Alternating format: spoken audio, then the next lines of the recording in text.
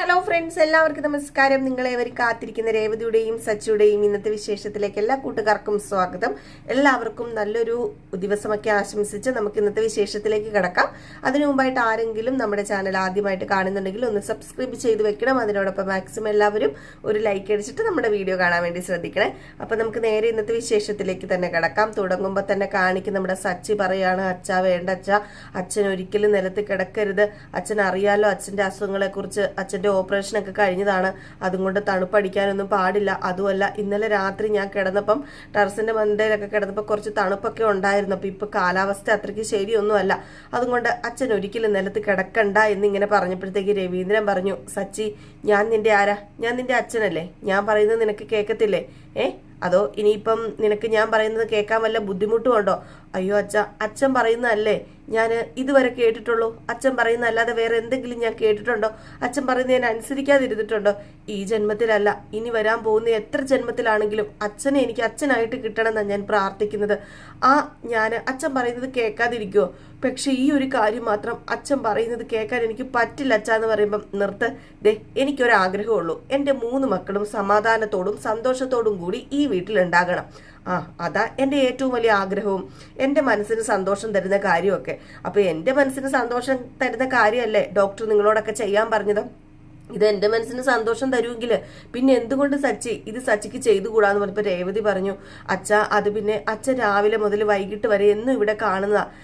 സച്ചേട്ടൻ ജോലിക്കൊക്കെ പോയിട്ട് വൈകിട്ട് മാത്രമേ വരാറുള്ളൂ. വൈകിട്ട് മാത്രമേ സച്ചേട്ടന് റൂം ആവശ്യമുള്ളൂ. പിന്നെ എന്തിനാ ഞങ്ങൾക്ക് സെപ്പറേറ്റ് ആയിട്ട് ഇപ്പോൾ ഒരു റൂം വേണ്ട, അതിന്റെ കാര്യമില്ല. അച്ഛൻ രാവിലെ മുതൽ വൈകിട്ട് വരെ ഇവിടെ ഉള്ളപ്പം വെറുതെ ഹോളിൽ അത് ശരിയാവില്ല അച്ഛ. അച്ഛനൊരു കാര്യം ചെയ്യുക, അച്ഛൻ്റെ റൂം തന്നെ എടുത്തോ. ഞാനും സച്ചേട്ടനും എവിടെയാണെന്ന് വെച്ചാൽ കുറച്ച് ദിവസം കിടന്നോളാം, അതിന് കുഴപ്പമൊന്നുമില്ല. ഇനിയിപ്പം അതിനെക്കുറിച്ച് ഓർത്താൽ ആരും ബുദ്ധിമുട്ടണ്ട, ഞങ്ങൾക്ക് പ്രശ്നമില്ല എന്നിങ്ങനെ പറഞ്ഞപ്പം രേവതിയോടും ഞാൻ പറഞ്ഞില്ലേ, രേവതിക്ക് ഞാൻ പറഞ്ഞത് മനസ്സിലായില്ലേ? ഈ അച്ഛൻ ഒരു തീരുമാനം എടുത്തു കഴിഞ്ഞിട്ടുണ്ടെങ്കിൽ ആ തീരുമാനത്തിന് അങ്ങോട്ടും ഇങ്ങോട്ടും ഒരു മാറ്റവും ഉണ്ടാവില്ല. ഈ അച്ഛൻ തീരുമാനിച്ചാൽ തീരുമാനിച്ചത് തന്നെയാണ്. അതുകൊണ്ട് എൻ്റെ തീരുമാനം മാറ്റിമറിക്കാൻ ആരെ കൊണ്ടും സാധിക്കില്ല എന്നുള്ളപ്പോൾ ചന്ദ്ര പറഞ്ഞു, അല്ല രേവതിയും പറയുന്നുണ്ടല്ലോ, അവളും നിർബന്ധിക്കുന്നുണ്ടല്ലോ, പിന്നെന്താ രവിയേട്ടാ നമുക്ക് റൂമിൽ പോയി കിടന്നാല്? ചന്ദ്രേ മിണ്ടാതിരിക്കും ചന്ദ്രേ. ഏതായാലും ഞാനൊരു തീരുമാനം എടുത്തത് മാറ്റില്ലെന്ന് ചന്ദ്രൻ നിനക്ക് ഇത്ര നാളായിട്ട് അറിയില്ലേ? അത് പിന്നെ രവിയേട്ടാ, എനിക്ക് വല്ലാത്ത നടുവേദനയൊക്കെയാ. ഈ നടുവേദനത്തിൽ തണുപ്പൊക്കെ അടിച്ച് തറയിൽ കിടക്കുക എന്ന് പറഞ്ഞാല് നടുവേദനയ്ക്ക് ഏറ്റവും നല്ല ബെസ്റ്റ് തറയിൽ കിടക്കണതാ. അത് നിനക്കറിയില്ലേ ചന്ദ്രമതി? തറയിൽ കിടക്കുന്നത് ഏറ്റവും നല്ലത്. അതുകൊണ്ട് ചന്ദ്രേ, നീ ഇന്ന് മുതൽ തറയിൽ കിടന്നാ മതി. നീ എന്നല്ല, നമുക്ക് ഇന്ന് മുതൽ ഈ തറയിൽ കിടക്കാം. അല്ല ഇനിയിപ്പം നിനക്ക് തറയിൽ കിടക്കാൻ ബുദ്ധിമുട്ടുണ്ടോ? എങ്കിൽ നീ ഒരു കാര്യം ചെയ്യാം, നീ ഇനിയിപ്പോൾ എൻ്റെ കൂടെ കിടക്കാൻ വലിയ ബുദ്ധിമുട്ടാണെങ്കിൽ നീ നിന്റെ ഇഷ്ടം പോലെ എന്താന്ന് വെച്ചാൽ ചെയ്യുക. രവീന്ദ്രൻ ഇനി മുതൽ തറയിലായിരിക്കും. രവീന്ദ്രന്റെ റൂം വർഷയ്ക്കും ശ്രീകാന്തിനും ഇനി മുതൽ കൊടുത്തിരിക്കുകയാണ്. ഈ കുടുംബത്തിൽ ഒരു സ്വരച്ചേർച്ചയും ഉണ്ടാകാൻ പാടില്ല. മക്കളും എല്ലാവരും ഒത്തൊരുമയോടുകൂടി പോകണം. അത് ഞാൻ ശ്രുതിയും അതുപോലെ തന്നെ രേവതിയും വർഷയും ഒക്കെ ഇപ്പൊ വന്നു കയറി ഇപ്പൊ പറഞ്ഞ കാര്യം തന്നെയാണല്ലോ. അത് വീണ്ടും വീണ്ടും എന്നെ കൊണ്ട് ആവർത്തിപ്പിക്കേണ്ടതുണ്ടോ മക്കൾക്ക്? ഇല്ലല്ലോ. എങ്കിൽ പിന്നെ ഞാൻ ചെയ്യാൻ പോകുന്ന കാര്യം അതൊക്കെ അതേപടി തന്നെ കണ്ടുകൊണ്ടങ്ങ് നിന്നാ മതി എന്ന് പറഞ്ഞ് നേരെ റൂമിലേക്ക് പോവുകയാണ്. അങ്ങനെ ഏതോ രവീന്ദ്രന്റെ റൂമിലേക്ക് പോയിട്ട് 2 പായും 2 തലകണയും എടുത്തോണ്ട് വന്നിട്ട്, ചന്ദ്രേ ഇതൊരെണ്ണം നീ പിടിക്കാൻ പറഞ്ഞു. അപ്പൊ സച്ചി പറഞ്ഞു, അച്ഛ ഇത് എന്താ അച്ഛ കാണിക്കുന്നത്? വേണ്ട അച്ഛ, പ്ലീസ് അച്ഛ, ഇങ്ങനെയൊന്നും ചെയ്യരുത് അച്ഛ. അച്ഛൻ ഇവിടെ കിടക്കുമ്പോൾ ഞങ്ങൾ മനസ്സമാധാനമായിട്ട് എങ്ങനെയാ റൂമിൽ കിടക്കുന്നത്? അതൊന്നും ഒരിക്കലും ശരിയാവില്ല അച്ഛ. ഓരോരുത്തർ വന്നു കയറി അപ്പൊ തുടങ്ങി ഓരോ പ്രശ്നങ്ങൾ. എന്തിനാണാവോ കെട്ടിയെടുത്ത് ഇങ്ങോട്ടേക്ക് വന്നതെന്ന് പറഞ്ഞപ്പം, എൻ്റെ പൊന്ന് സച്ചി, നീ അവരെ കുറ്റം പറയാതെ. നീ എന്തിനാ അവരെ കുറ്റം പറയുന്നത്? നിനക്ക് അവരെ കുറ്റം പറയേണ്ട കാര്യമുണ്ടോ? ഒരിക്കലും നീ അവരെ കുറ്റം പറയരുത്. കുറ്റം പറയുവാണെങ്കിൽ ഇവിടെ നിന്റെ അമ്മ നിപ്പോണ്ടല്ലോ, നിന്റെ അമ്മയെ കുറ്റം പറഞ്ഞാൽ മതി എന്നിങ്ങനെ പറയുന്നു. അപ്പം നമ്മുടെ ചന്ദ്രനാണെങ്കിൽ, രവിയേട്ട എന്താ രവിയേട്ട ഇത്? എന്താ ഞാൻ പറഞ്ഞതിൽ നിനക്ക് സങ്കടം തോന്നുന്നുണ്ടോ?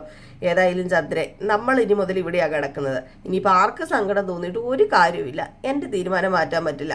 പായെടുത്ത് അങ്ങോട്ടിട്ടെ, പായെടുത്ത് ഞാൻ ഇവിടെ ഇടാം. നമ്മൾ രണ്ടുപേരും ഇവിടെ കിടക്കുന്നു എന്ന് പറഞ്ഞ് ആ പായിലങ്ങ് ഇരിക്കുകയാണ് കേട്ടോ. അങ്ങനെ നമ്മുടെ ചന്ദ്രനെ ഇരിക്കണി അവിടെ എന്നും പറഞ്ഞ് പായ പിടിച്ചങ്ങ് ഇരുത്തി. നമ്മുടെ സച്ചിക്കാണെങ്കിൽ സങ്കടം വന്നിട്ട് സഹിക്കാൻ പറ്റുന്നില്ല ഈ കാഴ്ച കണ്ടിട്ട്. അച്ഛനിങ്ങനെ നിലത്ത് ചപ്പടം പണിഞ്ഞിരിക്കുകയാണ്. ചപ്പടം പണിഞ്ഞിരിക്കുക എന്നൊക്കെ ഞങ്ങളുടെ നാട്ടിൽ പറയൂ കേട്ടോ. ഇങ്ങനെ ഇരിക്കുകയാണ്. അപ്പൊ സച്ചി എന്ത് ചെയ്തു? സച്ചി നേരെ റൂമിലേക്ക് പോയി. ശ്രുതി ആ സമയം കൊണ്ട് റൂമിലേക്ക് പോയി. ഇവർക്ക് ശ്രുതിയുടെ കാര്യം അറിയാലോ. അവർക്ക് റൂം ആർക്കും കൊടുക്കണമെന്നോ അച്ഛൻ ഇനിയിപ്പം നിലത്ത് കിടക്കുന്ന പ്രശ്നമാണെന്നോ ഒന്നുമില്ല. അവർക്ക് ആ ഒരു വിഷയമേ ഇല്ല. ഏതായാലും ഈ ഒരു സമയത്ത് സച്ചിയും രേവതി റൂമിലേക്ക് പോയി. സച്ചി പറഞ്ഞു, എന്താ രേവതി ചെയ്യുക, എനിക്കൊരു എത്തും പിടിയും കിട്ടുന്നില്ല. ഒന്നും വേണ്ടായിരുന്നു, കോപ്പ് എന്തിനായിരുന്നോ എന്തോ, എന്താ എനിക്ക് കരി വരുന്നുണ്ട്, എല്ലാം കൂടെ മനുഷ്യന് സമാധാനം ഇല്ല എന്ന് പറഞ്ഞിട്ട് രേവതിനെ ഇങ്ങനെ നോക്കുകയാണ്. കല്യാണം കഴിഞ്ഞ് അന്ന് മുതൽ തുടങ്ങിയതാ മനുഷ്യന് സമാധാനക്കേടെന്നൊക്കെ ഇങ്ങനെ പറഞ്ഞ് രേവതിനെ നോക്കിയപ്പോഴത്തേക്കും രേവതി ചോദിച്ചു, എന്താ സച്ചേട്ട ഇങ്ങനെ പറയുന്നത്? അപ്പം ഞാൻ കാരണമാണോ ഇതെല്ലാം സംഭവിച്ചെന്നാണോ പറയുന്നത്? നിങ്ങളുടെ എടുത്തുചാട്ടമല്ലേ ഇതിനൊക്കെ കാരണം? അല്ല രേവതി, നിന്നെ കുറ്റം പറഞ്ഞല്ല ഞാൻ. എനിക്ക് വയ്യ. ഒരു കാര്യം ചെയ്യാം, നമുക്ക് റൂം പോരെ? എന്തിനാ ഈ റൂമിനകത്ത് കട്ടിലും ബെഡും ഒക്കെ? അച്ഛൻ നിലത്ത് കിടക്കുമ്പം നമുക്ക് ഈ കട്ടിലിൽ കിടന്നാൽ ഉറക്കം വരുമോ? നിനക്ക് പ്രശ്നം വല്ലതും ഉണ്ടോ രേവതി? അല്ല നിനക്ക് ബുദ്ധിമുട്ടുണ്ടോ ഇനിയിപ്പം നിലത്ത് കിടക്കാൻ? ഹേയ് സച്ചേട്ടൻ എന്താ ഈ പറയുന്നേ? എനിക്ക് എന്ത് ബുദ്ധിമുട്ടാ ഉള്ളത്? എനിക്ക് സന്തോഷമുള്ളൂ. ഈ കട്ടിലും ബെഡും എടുത്ത് അച്ഛനിട്ട് കൊടുക്കുന്നതിന് എനിക്ക് സന്തോഷം മാത്രമല്ലേ ഉള്ളൂ. അല്ലെങ്കിലും അച്ഛൻ ആ തറയിൽ കിടക്കുമ്പം നമുക്ക് മനസ്സമാധാനമായിട്ട് ഈ കട്ടിലെ കിടക്കാൻ പറ്റുമോ? നമുക്ക് ഉറക്കം വരുമോ? അതുകൊണ്ട് ഈ കട്ടിലും ഈ ബെഡും നമുക്ക് അച്ഛന് തന്നെ കൊടുക്കാം എന്ന് രേവതിയും പറഞ്ഞു. സുധി, എടാ സുധി എന്ന് പറഞ്ഞ് സച്ചി സുധീനെ വിളിച്ചപ്പോഴത്തേക്ക് സുധി, എന്റെ ദൈവമേ വിളിക്കുന്നുണ്ട്, ശ്രുതി ഇനി റൂമും എല്ലാം കൊടുക്കാൻ വേണ്ടി പറയാനാണോ എന്ന് എനിക്ക് അറിയത്തില്ല എന്ന് പറഞ്ഞപ്പം എന്റെ പൊന്ന് സുധി പേടിക്കാതെ നീ എന്നാന്ന് ചോദിച്ചാൽ ചോദിക്കാൻ പറഞ്ഞു. അപ്പം സുധി എന്നിട്ട് എന്താ എന്നെ വിളിച്ചത്? അത് പിന്നെ നീ ചുമ്മാ നിൽക്കാതെ ഇത് അങ്ങ് പിടിക്കാൻ പറഞ്ഞു. ഇത് പിടിക്കാനോ? ഇതെന്തിനാ പിടിക്കണത്? ഇത് നിന്റെ തലയിൽ അങ്ങോട്ട് കയറ്റി വെക്കാനോ, മര്യാദയ്ക്ക് പിടിക്കാനേ പറഞ്ഞതെന്ന് പറഞ്ഞു.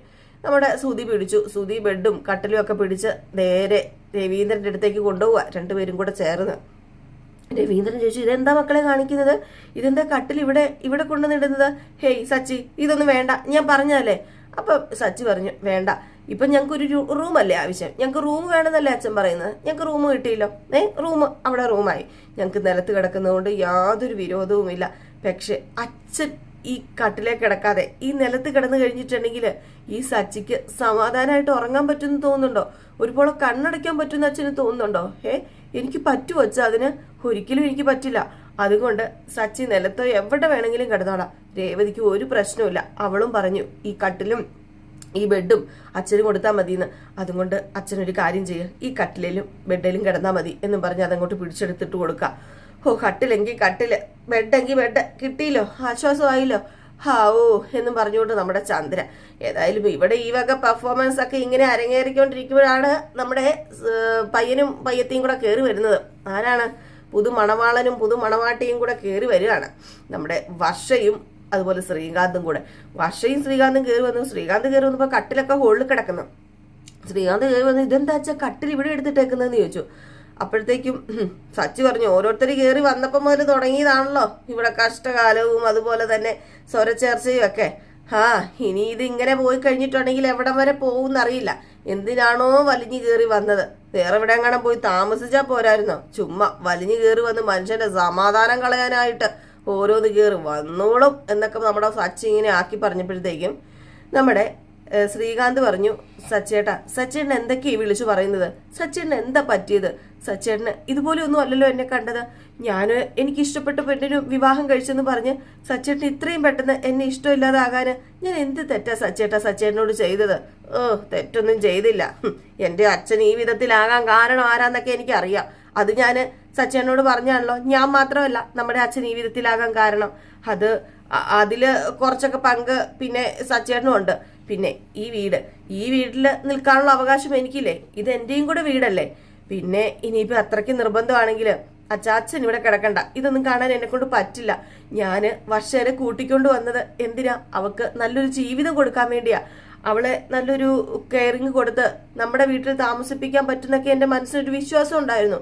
അതുകൊണ്ടാണ് ഞാൻ അവളെ കൂട്ടിക്കൊണ്ട് വന്നത്.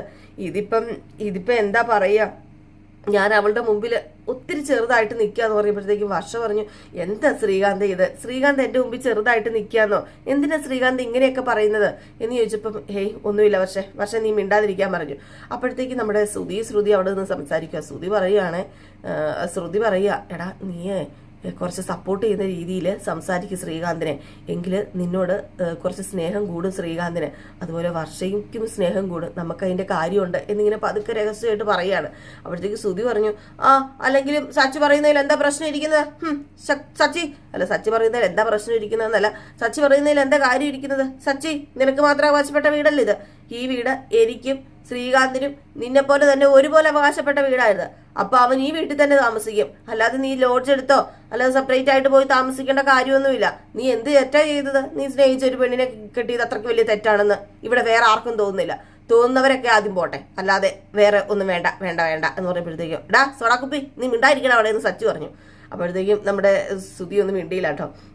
ഞാനൊരു കാര്യം പറഞ്ഞേക്കാം, അറിയാലോ ഈ കിടക്കുന്ന ആരാന്ന്? എൻ്റെ അച്ഛനാ. ഞാൻ ജീവൻ കൊടുത്തും എൻ്റെ അച്ഛനെ രക്ഷിക്കും. എൻ്റെ അച്ഛനെ ഞാൻ ജീവൻ കൊടുത്തും എൻ്റെ അച്ഛൻ്റെ അഭിമാനം രക്ഷിക്കും. അത് നിങ്ങൾക്ക് എല്ലാവർക്കും അറിയാലോ. എന്നിട്ടാ ഇവിടെ ഓരോരോ കൂത്ത് കാണിക്കുന്നത്.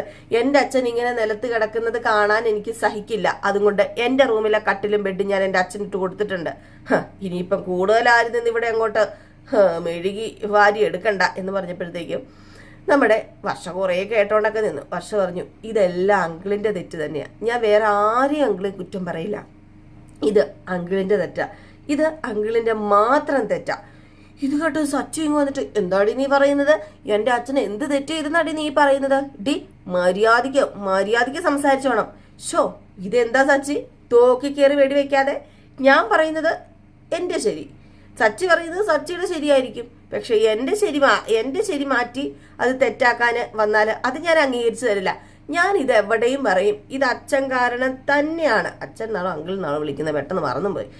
നമ്മുടെ വർഷ പറഞ്ഞു, അച്ഛൻ കാരണം തന്നെയാണ് ഈ സംഭവങ്ങളൊക്കെ ഉണ്ടായതിന് യാതൊരു മാറ്റവും ഇല്ല എന്ന് പറഞ്ഞപ്പോഴത്തേക്കും തെറ്റത് നമ്മുടെ ചന്ദ്ര ചോദിക്കുകയാണ്, അല്ല മോളെ നീ എന്താ അങ്ങനെ പറയുന്നത്? എനിക്കൊന്നും മനസ്സിലാവുന്നില്ല.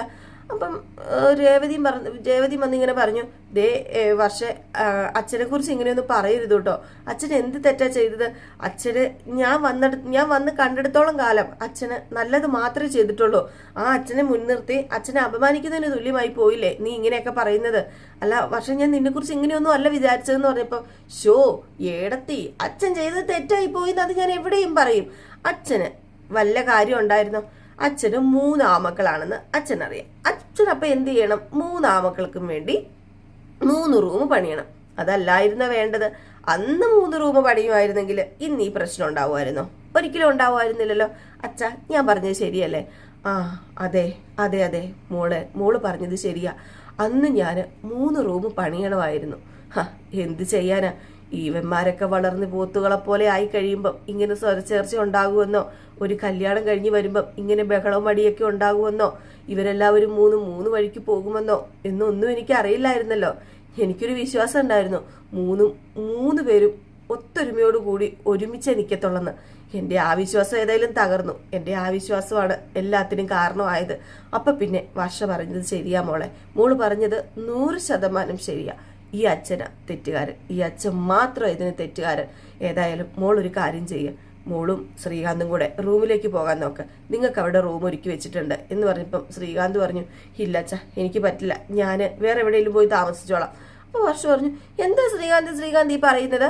അച്ഛൻ റൂമിലേക്ക് പോകാൻ പറയുന്നു, ശ്രീകാന്ത് വേറെ എവിടെയെങ്കിലും പോയി താമസിക്കാൻ പറയുന്നു. അല്ല, ശ്രീകാന്തിന് ഏറ്റവും ഇഷ്ടം ശ്രീകാന്തിന്റെ വീട്ടുകാരുമായിട്ട് താമസിക്കുന്നതെന്ന് ശ്രീകാന്ത് പറഞ്ഞതല്ലേ? എന്നിട്ടല്ലേ ശ്രീകാന്ത് എന്നെയും കൂട്ടിക്കൊണ്ട് ഇങ്ങോട്ട് വന്നത്? പിന്നെ എന്താ ശ്രീകാന്ത്? അച്ഛൻ പറയുന്നുണ്ടല്ലോ അച്ഛൻ അവിടെ പോയി കിടന്നോളാം നമ്മളോട്, പിന്നെ എന്താ കുഴപ്പം? ഇങ്ങോട്ട് വന്നേ, എവിടെ അമ്മേ റൂം എന്ന് പറഞ്ഞുകൊണ്ട് നമ്മുടെ വർഷ നേരെ പോവുകയാണ് 6 റൂമിലേക്ക്, നമ്മുടെ രവീന്ദ്രന്റെയും ചന്ദ്രയുടെയും റൂമിലേക്ക്.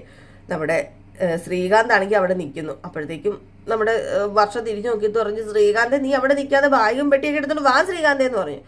ശ്രീകാന്ത് എന്ത് ചെയ്തു? ബാഗും പെട്ടിയൊക്കെ എടുത്തോണ്ട് പുറകെ പോവാണ്. അപ്പോഴത്തേക്കാണ് നമ്മുടെ ശ്രുതിയുടെ ചെവി ചെന്ന് പറയുന്നത്, അയ്യേ ഇവൻ എന്തൊക്കെയാ ഈ കാണിക്കുന്നത്? ഇവൻ വെറും പെൺകോന്തനായി പോയല്ലോ എൻ്റെ പൊന്നു ശ്രുതി എന്ന് പറഞ്ഞപ്പോഴത്തേക്കും, മിണ്ടാതിരിക്കുക, അല്ലെങ്കിലും അവൻ വർഷ പറയുന്നതേ കേൾക്കത്തുള്ളൂ, കണ്ടുപടിക്ക് നോക്ക് എന്നൊക്കെ പറയാ. ഏതായാലും ഇത് കഴിഞ്ഞ് നമ്മുടെ വർഷയും ശ്രീകാന്ത് റൂമിലേക്ക് പോയി, ശ്രുതിയും റൂമിലേക്ക് പോയി, രേവതിയും സച്ചിയും റൂമിലേക്ക് പോവുകയാണ്. ചന്ദ്ര വളരെ വിഷമത്തോടുകൂടി ഇങ്ങനെ ഇരിക്കുകയാണ്, എന്ത് ചെയ്യണമെന്നറിയാതെ വല്ലാത്ത ഒരു അക്കിടിയായി പോയി. ഇപ്പൊ സ്വന്തം റൂമും പോയി, ഇപ്പൊ എന്താ പറയുക, കടിച്ചതുമില്ല പിടിച്ചതുമില്ല, ചക്കിന് വെച്ചത് കൊക്കിന് കൊണ്ടൊരവസ്ഥയായി പോയി. അങ്ങനെ ചന്ദ്ര ഇങ്ങനെ ഇരിക്കുമ്പം ചന്ദ്രയോട് പറഞ്ഞു, എന്താ എന്താ ചന്ദ്ര നിനക്ക് പ്രശ്നം? നിനക്ക് എന്താ ചന്ദ്രയെ പറ്റിയത്? എന്താ നിനക്ക് വല്ല പ്രശ്നമുണ്ടോ? അത് പിന്നെ രവിയേട്ട, ഞാൻ കാരണം ഇപ്പൊ രവിയേട്ടൻ ഒന്നും നീ പറയണ്ട. നിന്റെ സന്തോഷം എന്റെ സന്തോഷം. ഞാനൊരു കാര്യം പറയട്ടെ.